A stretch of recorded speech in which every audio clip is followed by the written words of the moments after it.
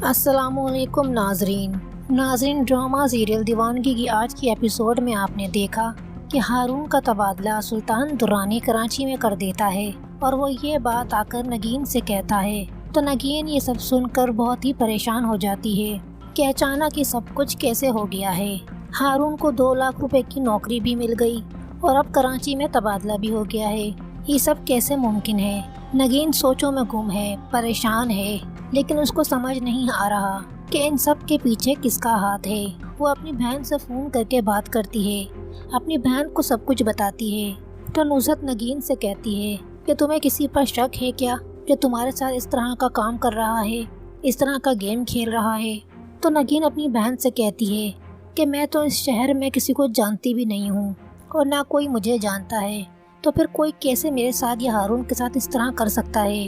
نگین یہ سوچ کے پریشان ہے کہ آخر کون ہے جو ہارون کو کراچی میں تبادلہ کرنے کا کہہ رہا ہے اور اس کو وہاں گھر بھی دے گا، گاڑی بھی دے گا اور ساری سہولتیں دے گا۔ یہ سوچ کے وہ بہت پریشان ہے۔ ناظرین، ہارون سے تو اپنی خوشی اور اپنی ترقی سنبھالی ہی نہیں جا رہی۔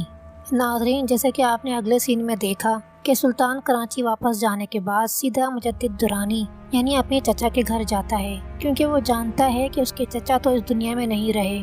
لیکن سلطان درانی اپنی چچی کو دھمکی دے کر آتا ہے کہ 2 دن کے اندر آپ کو کورٹ کے آرڈر مل جائیں گے اور رامین خود بخود میرے پاس آ جائے گی اور اس بار میں آپ کو اس سے ملنے کے لیے تڑپاؤں گا۔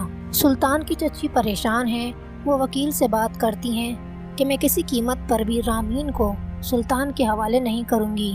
ناظرین، اگلے سین میں آپ نے دیکھا کہ سلطان درانی اپنے دوست سے کہتا ہے کہ جس دن میرا نگین سے سامنا ہوگا میں اس دن بہت زیادہ ایکسائٹیڈ ہوں گا اور پتہ نہیں میں کیسا فیل کروں گا اور نگین کا کیا ریئیکشن ہوگا مجھے دیکھ کر۔ سلطان اپنے دوست سے کہتا ہے کہ بس مجھے اس دن کا انتظار ہے کہ جب میرا اور نگین کا آمنا سامنا ہوگا۔ ناظرین، اگلے سین میں آپ دیکھیں گے کہ نگین اس روز بروز کے واقعات سے بہت زیادہ پریشان ہے۔ نگین ایک بار پھر اپنی بہن نصرت سے بات کرتی ہے تو نصرت نگین سے کہتی ہے کہ تمہیں کسی پر شک ہے؟ تو نگین اپنی بہن سے کہتی ہے کہ میں سوچ بھی نہیں سکتی کہ اتنی جلدی اتنا سب کچھ بدل جائے گا۔